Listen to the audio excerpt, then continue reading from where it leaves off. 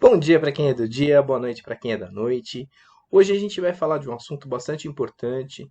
Muitas pessoas me perguntam, né, como a gente pode evitar ou minimizar a quebra de moldes.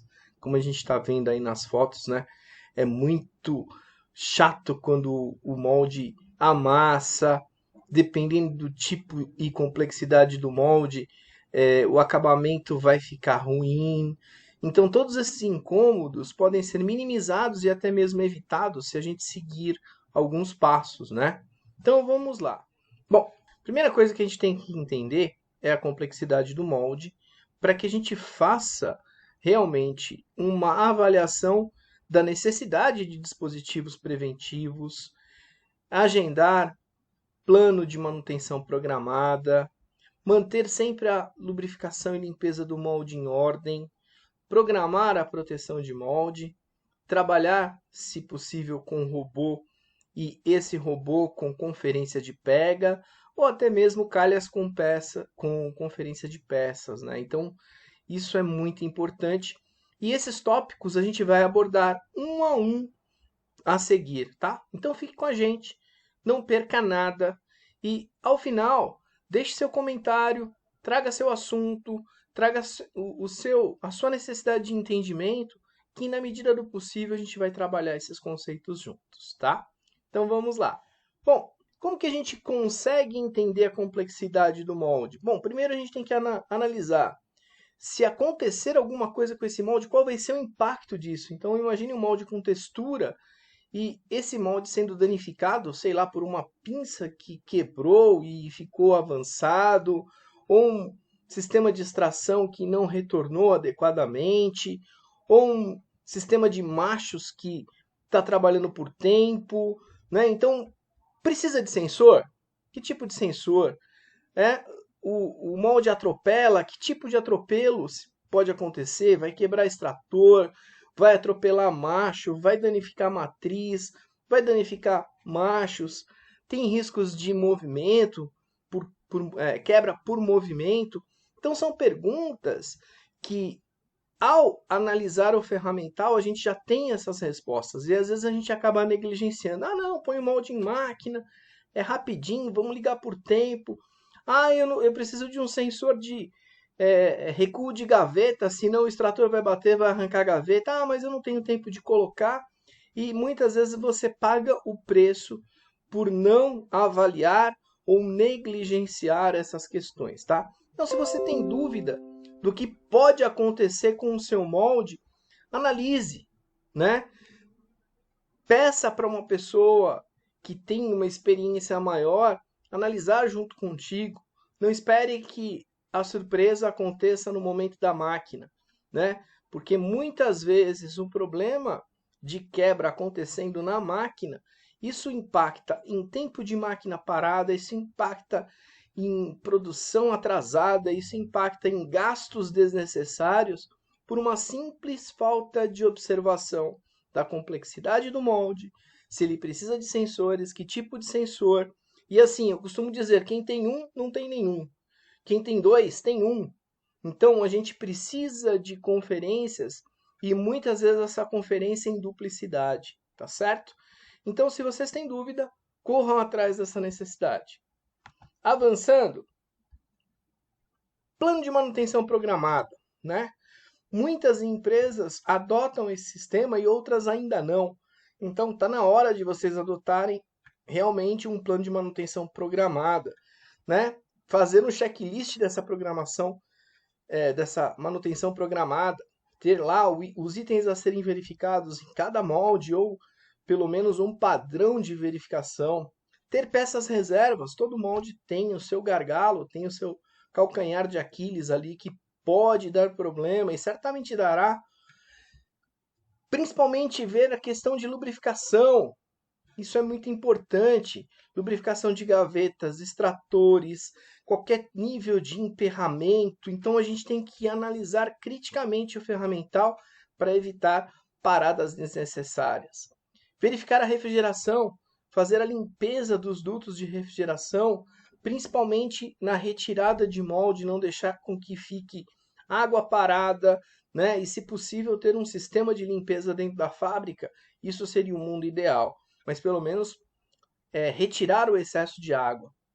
Verificar o sistema de câmara quente sempre ao sair do equipamento e ao entrar no equipamento, né? Antes da entrada, verificar qualquer tipo de anomalia no sistema de câmara quente, bico queimado, resistência queimada, indícios de vazamento, controlar colchão para que não tenha nenhum tipo de risco de vazamento durante o trabalho, verificar a compatibilidade da bucha de injeção em relação ao bico da máquina. Então, tudo isso tem que ser muito bem programado e não é só no momento do plano de manutenção, isso é no dia a dia também, né? Essas verificações podem ser diárias aí, mesmo que o molde esteja em máquina, é possível ser feito.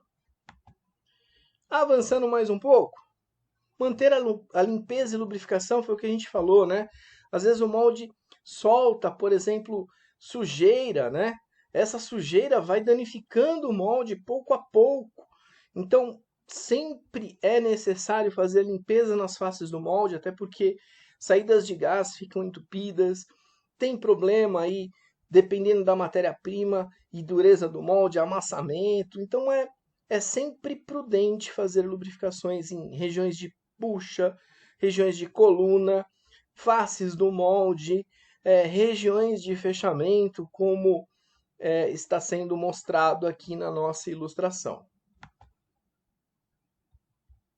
Avançando, nós já fizemos um vídeo anteriormente e realmente foi um sucesso, porque muitas vezes o pessoal não sabe programar a proteção de molde, ou a máquina está com, vamos dizer assim, com regulagens de pressão errada, né? Ou o cara não sabe programar a proteção de molde, o início, o fim, né? A pressão necessária, a velocidade necessária. Às vezes tem problemas com régua de posicionamento, né? Então ele tem que saber identificar. Se vocês têm dúvida de como fazer isso, tem um vídeo que ilustra bem a questão de proteção de molde.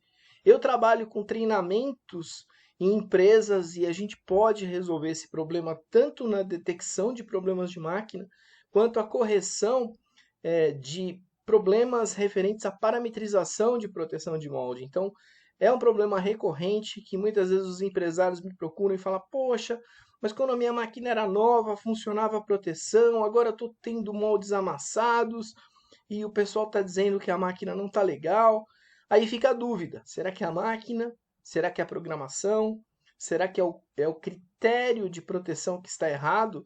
Até porque proteção de molde ela acaba sendo muito particular, porque tem moldes que têm uma resistência maior, outros uma resistência menor, tem moldes com mola, tem moldes sem mola, e às vezes você acaba usando uma regra idem para todos, tá? A próxima imagem ilustra um pouquinho dos conceitos de proteção de molde.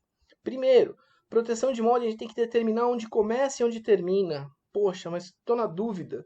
Onde que começa e onde termina essa proteção de molde? Primeiro, onde começa entrada de gavetas, né, um pouco antes da entrada de gavetas ou entradas de coluna, ou até mesmo o tamanho da peça.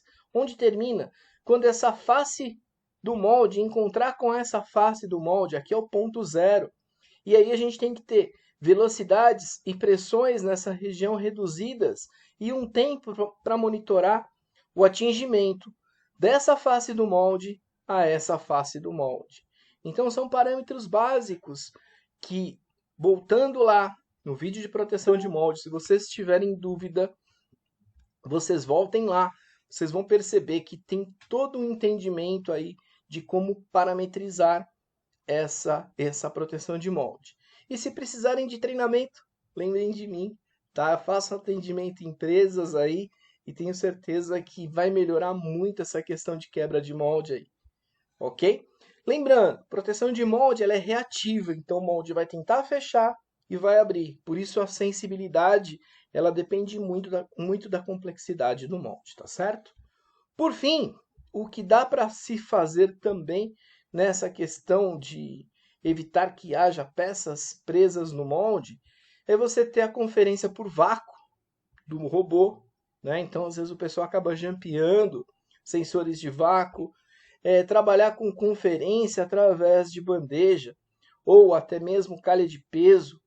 Então, são pontos que evitam e minimizam a quebra de moldes, tá bom? Então, espero que vocês tenham gostado, tenham entendido a ideia do vídeo e qualquer coisa estamos à disposição aí no chat, no telefone para tirar as dúvidas de vocês, tá bom?